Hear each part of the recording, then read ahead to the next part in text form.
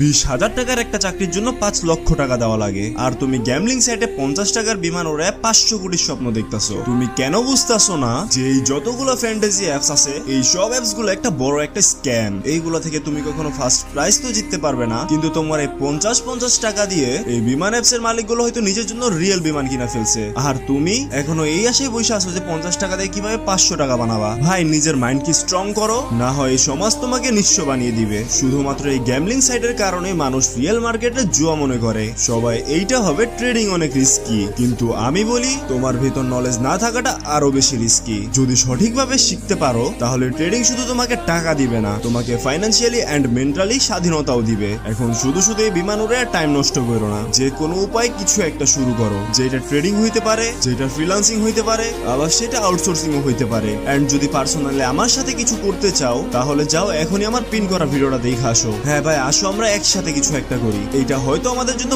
বড় একটা অপরচুনিটি হবে।